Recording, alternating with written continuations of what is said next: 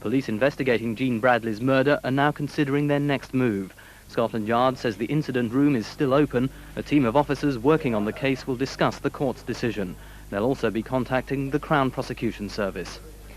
The driver of the coach which crashed on the M2 in Kent yesterday has been named as 53-year-old Leslie Gold. He's from Hoddesdon in Hertfordshire. Meanwhile, some of those injured left hospital this morning.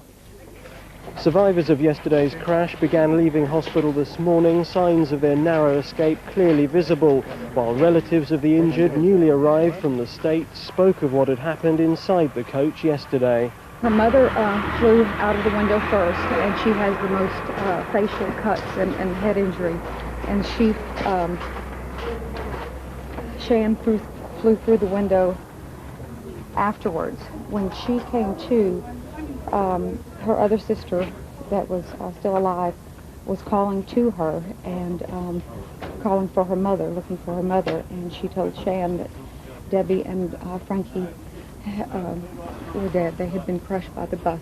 8 survivors are expected to leave hospital today. The remainder will stay for further treatment.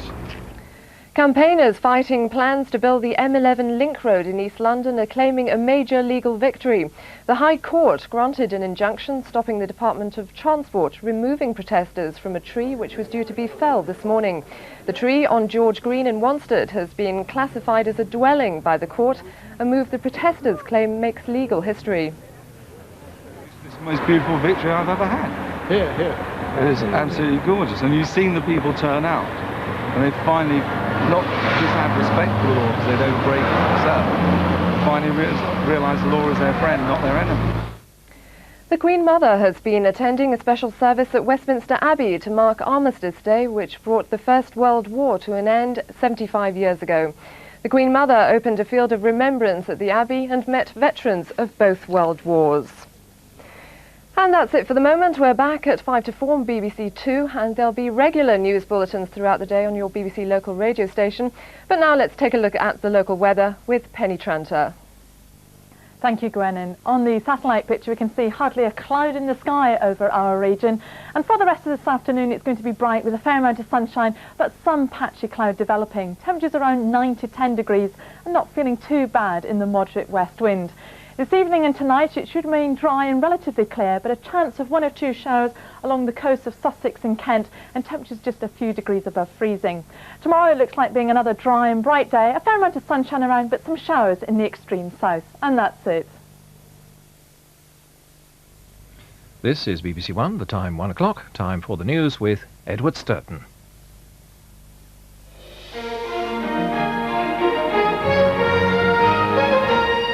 Laura Davies, the 5-year-old who doctors tried to save with multiple transplant surgery, has died.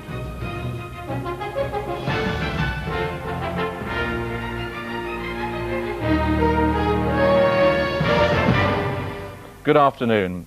Doctors in America have lost the long fight to keep Laura Davies alive.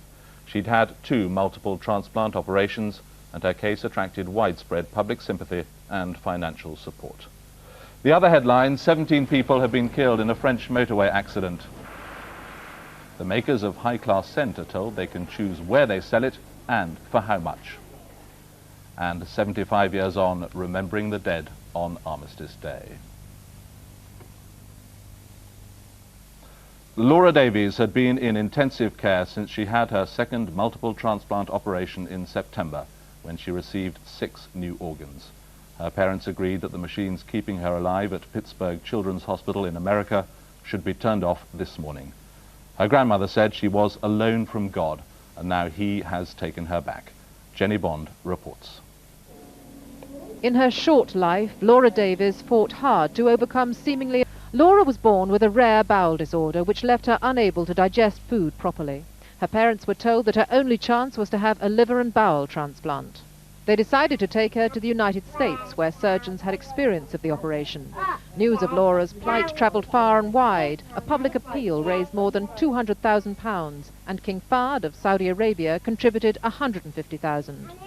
Laura recovered well enough to return home last November, but within a few months there were new complications.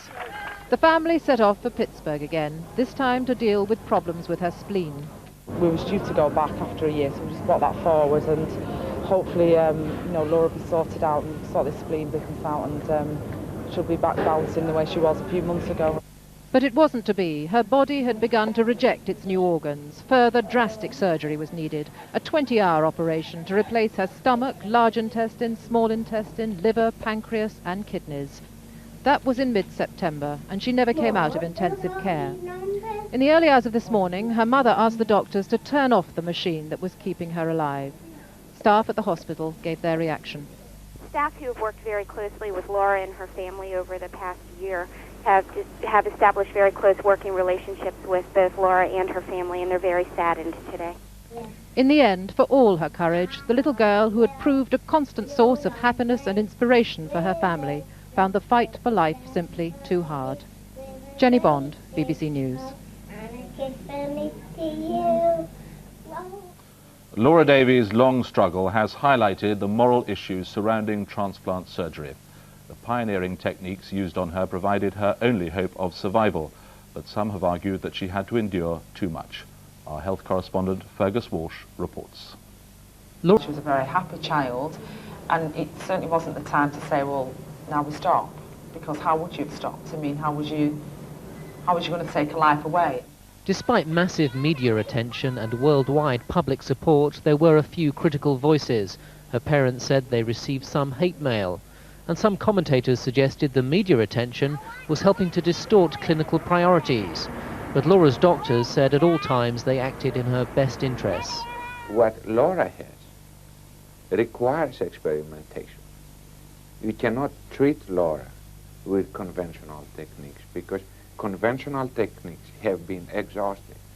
Some ethical experts argue that in cases of pioneering surgery with a high risk factor, parents must be allowed to make an informed choice about what is best for their child. It's a fine decision, and all fine decisions might reasonably be taken either way.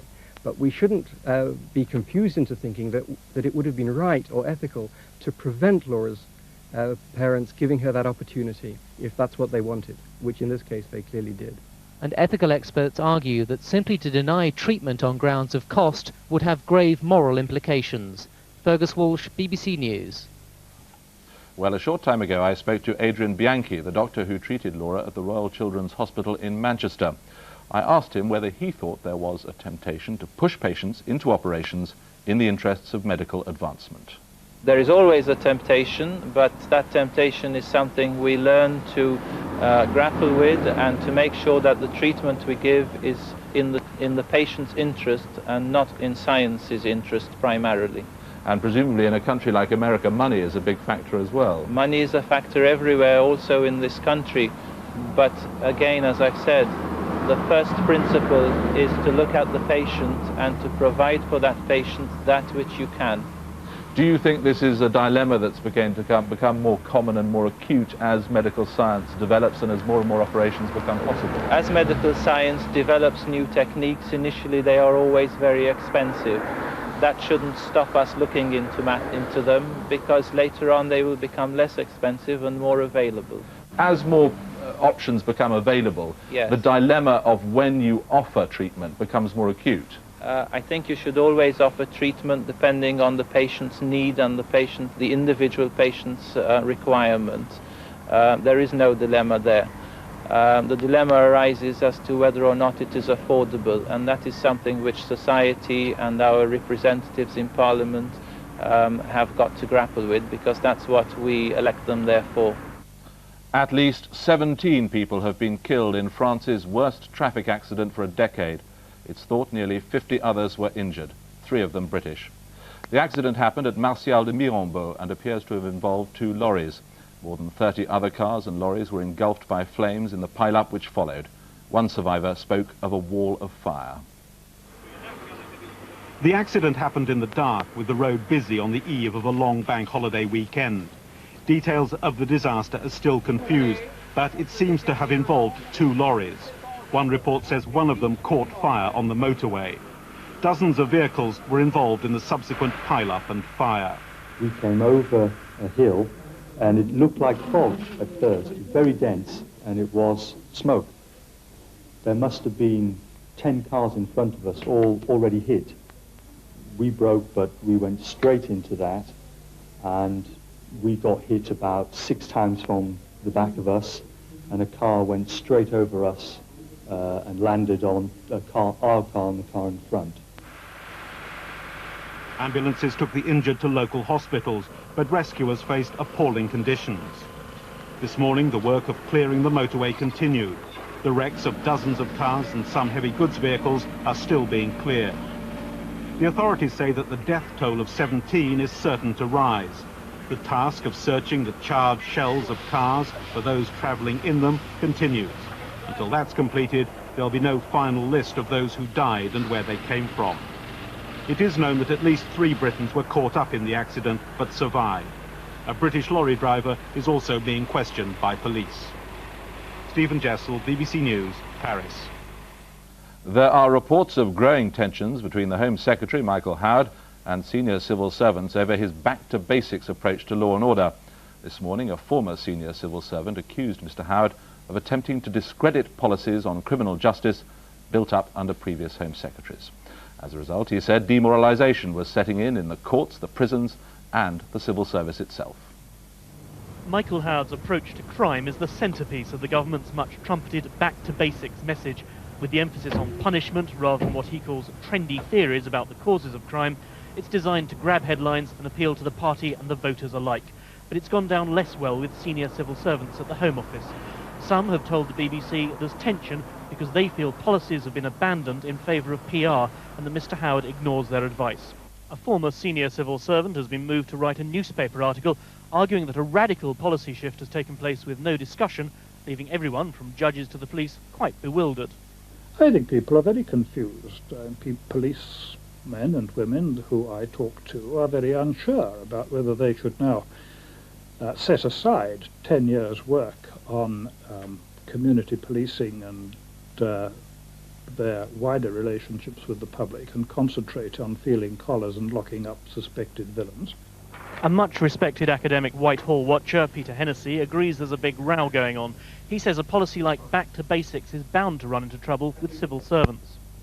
The senior civil service have to do what Mr. Faulkner's colleagues have been doing and others have been doing in the Social Security Minister, which is speaking truth under power. And again, for some ministers, it's like holding a crucifix to Dracula, because they don't want argument, they don't want evidence, they don't want discussion, they want conviction politics. None of this is likely to dismay Tory MPs. Many think civil servants are typical products of the Liberal establishment that they think needs to have its assumptions challenged. And sources close to Michael Howard say while some civil servants are upset, ministers can't accept every piece of advice that's put before them. Mark Mardell, BBC News, Westminster. The Reverend Ian Paisley's Democratic Unionist Party has called for elections to a Northern Ireland Assembly which would decide on a new form of government for the province. The proposal, which was revealed this morning, was included in a document called Breaking the Logjam, given to the government 6 weeks ago. Mr. Paisley said an elected assembly would fill the political vacuum and wrest the initiative from the men of violence. The DUP's document was written some months ago, but published for the first time today because the party said they'd received the Prime Minister's reaction to it at their meeting in Downing Street on Tuesday. The idea of an assembly to decide a new form of government is based partly on one element of the roundtable talks, which finished without agreement a year ago, and it's specifically designed to have Ulster politicians only involved, excluding any input to this area from the Irish government. Our proposal fills the political vacuum which the government claims to exist. It can begin immediately because the legislation is already in the statute book. It is already in place, the legislative framework. It provides a realistic and achievable alternative to the progress which has failed in the past and can only fail again. The idea is also based on the province's last assembly at the old Northern Ireland Parliament building at Stormont. That was intended to start as a body with very limited powers, but which would gradually take on more. But neither the nationalist SDLP nor Sinn Féin ever took their seats, and eventually it was suspended by the government as the unionist parties used it to oppose the Anglo-Irish agreement. The DUP's new suggestion gets round their own refusal to take part in round-table talks, but the government set on that kind of negotiation after a series of individual meetings between the Ulster parties and the Northern Ireland Office Minister. And the SDLP has said that the DUP's ignoring two crucial parts of the agenda already agreed for securing a settlement. Dennis Murray, BBC News, Belfast. The Monopolies and Mergers Commission has found that there is a monopoly in the perfume industry, but that it doesn't operate against the public interest. The Commission launched an investigation after the discount store Superdrug, which sells leading perfumes at up to a third less than its competitors, complained that the perfume houses were operating a cartel. Perfume is big business. Consumers spend up to £300 million a year on it.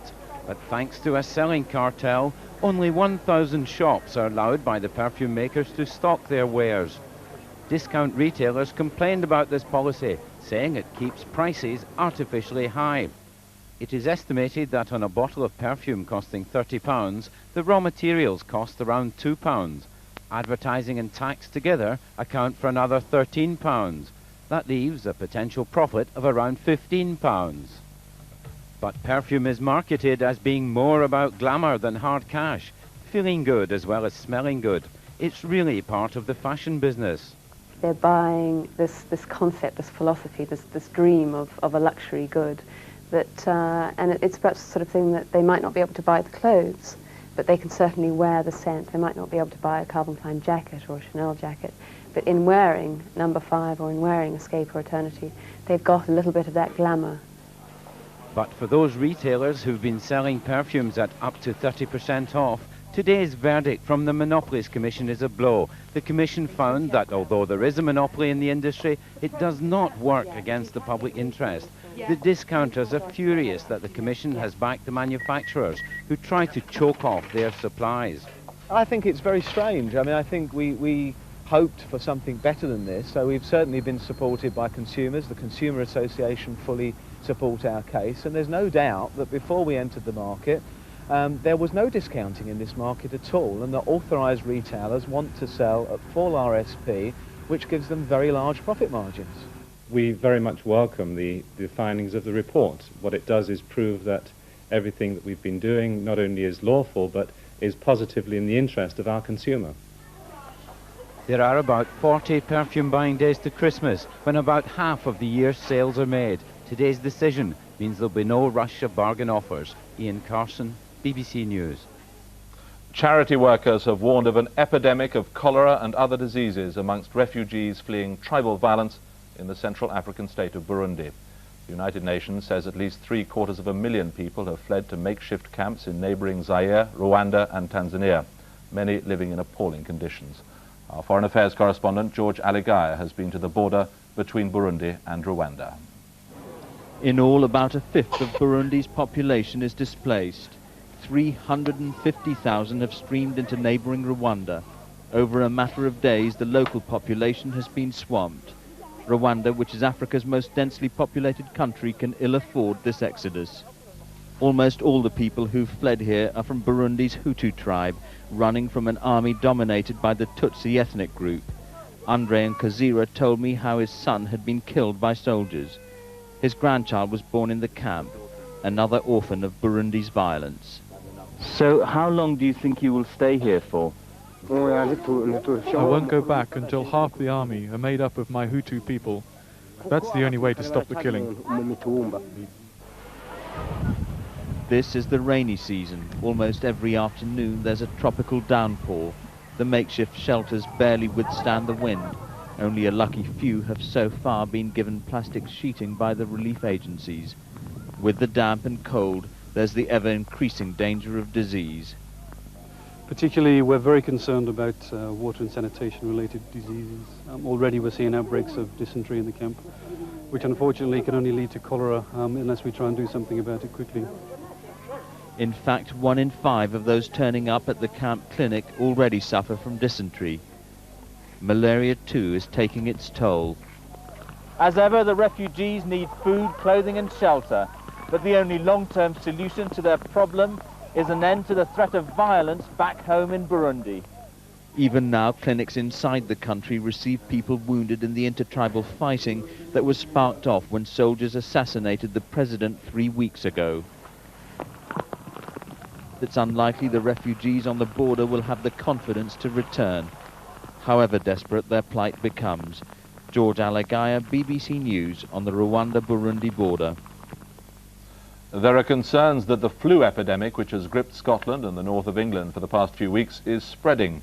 11 elderly patients in hospitals in Edinburgh and Hampshire have died from flu in the last few days, and figures released today show that the number of people suffering from flu and related illnesses has increased by almost a third in the last week.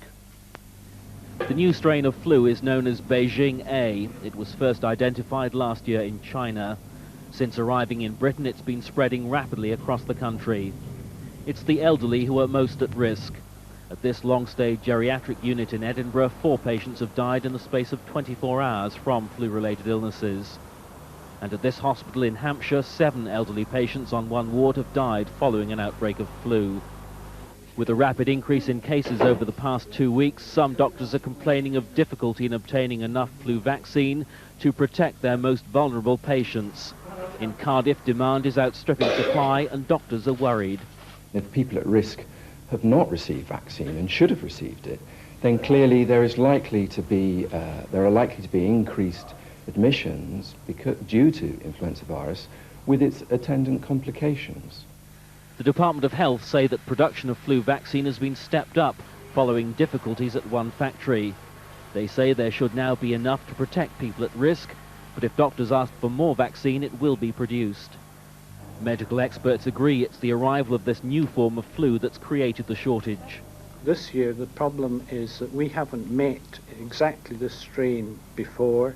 It has also come earlier than usual and seems to be hitting people quite severely and making them unwell for 3 or 4 days. The government's advice to doctors is to immunise only those groups at particular risk, like the elderly. And while Beijing flu is now widespread, for most people it's a relatively mild illness. Peter Gould, BBC News. Safety nets for homeowners in financial difficulties aren't working, according to the Citizens Advice Bureau.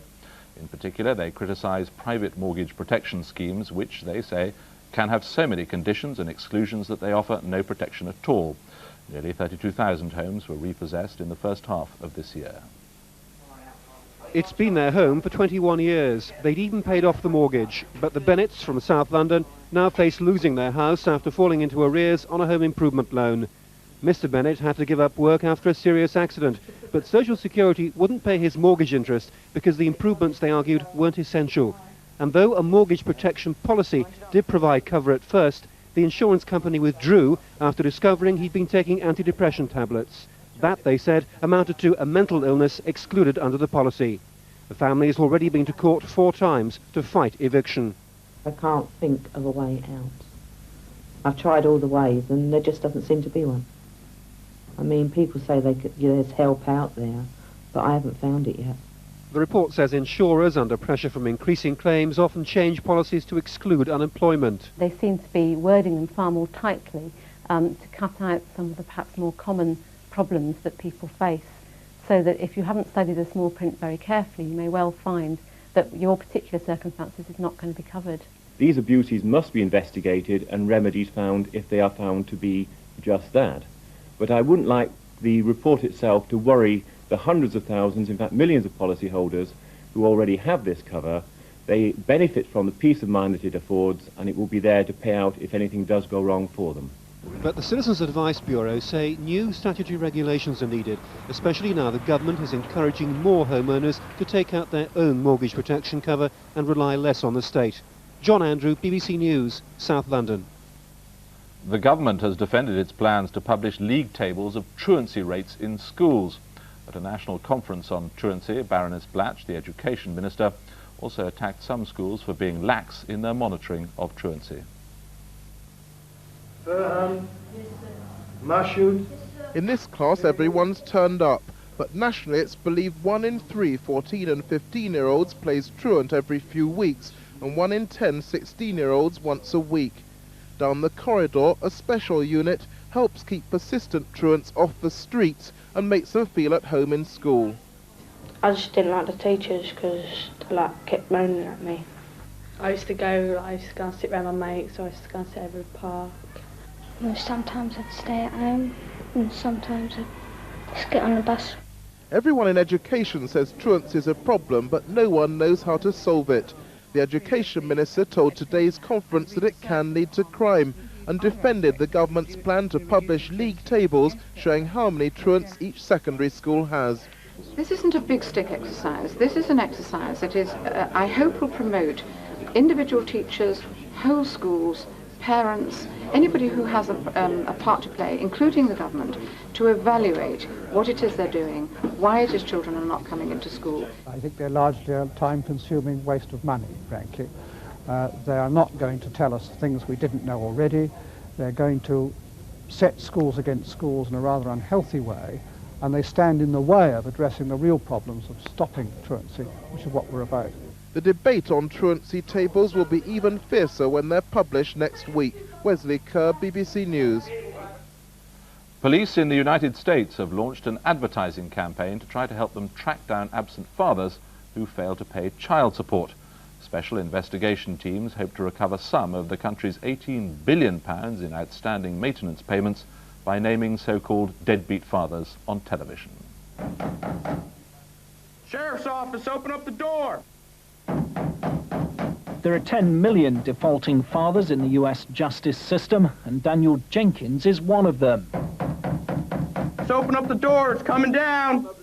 Mr. Jenkins hasn't paid his child support for over a year. He owes $9,000, and he's going to jail. We got a warrant for you, for child support. Nationwide, $30 billion of unpaid alimony have left millions of children in poverty. The culprits who are caught will stay in the cells till their part of the debt is paid. Pursuit of late payers and absconders is also being entrusted to private businesses, whose collection methods involve holding the defaulting dads up to public shame and deliberate harassment. You just generally don't want to walk around the street having everyone knowing your business. And that's what we do, is we explain that up front. We get into the fabric of their life, and we will do everything that we can to get them to pay. He's a white male, 5'9" tall. In California, a cable TV channel now runs picture profiles of deadbeat dads with the aim of embarrassing them into coming forward. Those who can't pay are deeply resentful.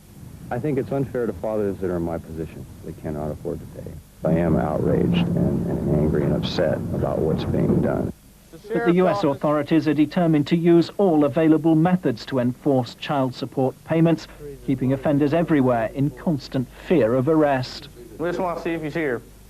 Martin Sixsmith, BBC News, Washington. Services have been held here and abroad to commemorate the 75th anniversary of the ending of the First World War.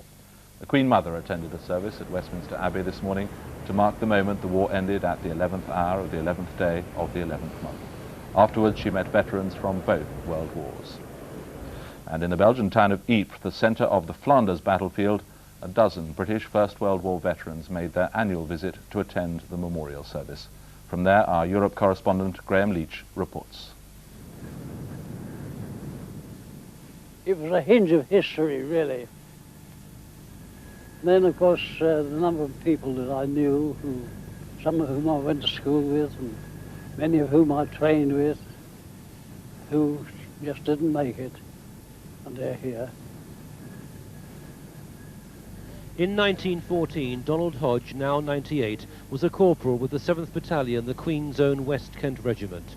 This is his annual Armistice Day pilgrimage to the war cemetery at Ypres.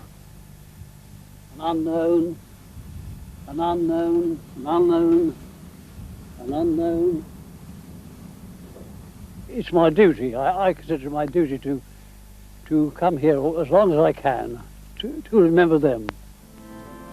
Many others have come here too to remember the appalling loss of life at Ypres, Passchendaele and elsewhere.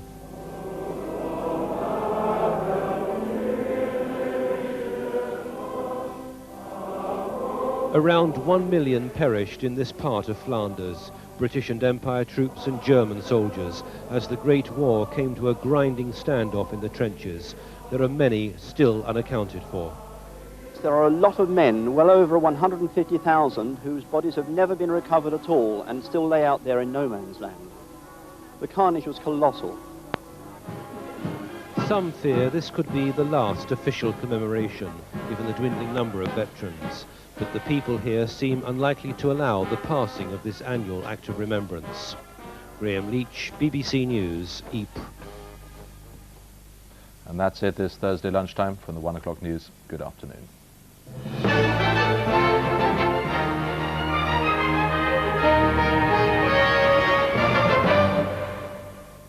Good afternoon. A rather unsettled and mixed autumnal weekend ahead, but for the rest of today it's going to be generally bright, all due to this ridge of high pressure crossing the country at the current time.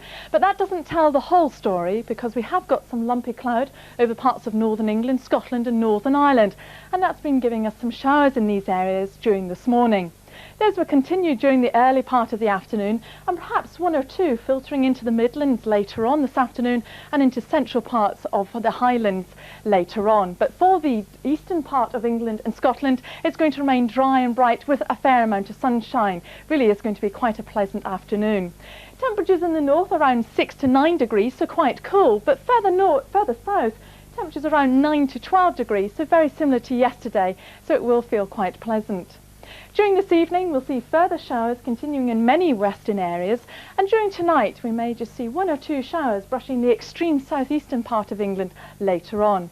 Elsewhere we'll see dry and quite clear spells, and that's going to lead to temperatures dropping to around 1 to 3 degrees, so most places should escape a frost, but we may just see a touch of ground frost by tomorrow morning. Tomorrow we'll see that ridge of high pressure covering the country for most of the day, but later on we'll see this area of low pressure steaming in from the Atlantic, and that will bring a good deal of thick cloud and also some heavy rain to southwestern parts of England and also Ireland later on in the day. Elsewhere throughout the country it's going to be dry and bright with a fair amount of sunshine in central and eastern parts of England and also southeast Scotland, rather similar to today. But elsewhere in western areas we will see some showers, and also over Northern Ireland and much of Scotland, where some of the showers will once again be heavy and prolonged and perhaps even thundery. Temperatures across the country will be very similar to today, around 8 to 10 degrees. And the outlook for the weekend: Saturday wet and windy, but a better day on Sunday. And that's the weather for now. Good afternoon. This Friday evening on BBC One, Tomorrow's World reports on birds of a very peculiar feather, Britain's ostrich farmers. Then at 7:30, is it extermination for Doctor Who? Stand or we will exterminate you. No! Fire! Bruce and Rosemary give each other some stick at 8. BBC One, Friday at 8, plenty of fun, make it a day. See you then. Liam Neeson and Patrick Swayze are next of kin. We are going to find Gerald's killer. And as soon as we make a case, he is going up for murder warrants. Arch entertainment for Friday on BBC One. On the 75th anniversary of the signing of the armistice, Michael Redgrave and John Mills play two of the RAF pilots facing uncertain days ahead in the classic World War II film The Way to the Stars. First on BBC One, our lunchtime visit to Ramsay Street.